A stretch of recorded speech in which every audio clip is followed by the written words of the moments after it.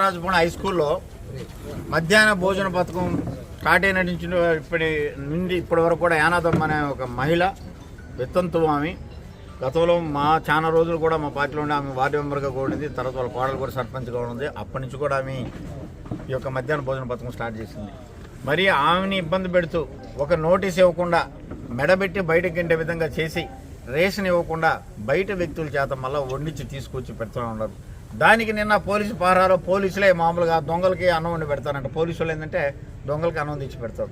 నిన్న స్కూల్లో కూడా వాళ్ళే దగ్గరుండి అన్నం వడ్డించారు. దాని విషయం కూడా ఇప్పుడు మాట్లాడాం.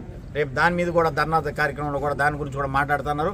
అంటే పోలీసులే దగ్గరుండి కూడా మధ్యాహ్న భోజన పథకం కూడా ఈరోజు వడ్డిస్తున్నారంటే చాలా సంతోషమైన విషయం అని చెప్పి ఇప్పుడే కూడా జిల్లా అధ్యక్షుడు మా యొక్క గౌరవ మాజీ శాసనసభ్యులు గారితో కూడా మాట్లాడడం జరిగింది.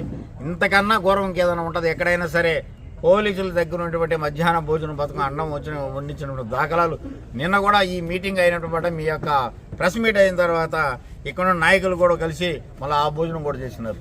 మరి వాళ్ళందరూ కలిసి అంటే ఇప్పుడు ఇది పార్టీకి సంబంధించిన భోజనమా లేదా మధ్యాహ్న భోజన పథకమా లేకపోతే బయట నుంచి తీసుకొచ్చి పెడతారా? బయట నుంచి తీసుకొచ్చి పెడితే పిల్లకాయలకి ఏదైనా జరిగితే ఎవరు దీనికి బాధ్యత వహిస్తారు?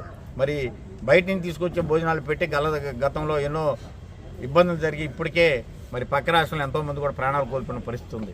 మరి అటువంటి పరిస్థితుల్లో ఎవరైతే నియమింపబడ్డారో వాళ్ళ చేతే మరి కాకుండా మరి బయట వాళ్ళ చేత తీసుకొచ్చి భయభ్రాంతులకు గురి చేస్తూ కేసులు పెడతాం, పోలీసులు మా చెంత ఉన్నారు, ఎస్ఐలు పహరా గాయ చేసి మేము చేస్తామని చెప్తున్నారు. అన్నీ కొస వరకు నడవు. ఎంతసేపటికి మాది పోలీసు జులుము ఉంది అనుకుంటున్నట్టున్నారు. దాని విషయం కూడా రేపు ఎల్లుండి జరిగేటువంటి ధర్నాలు కూడా ప్రస్తావిస్తాం.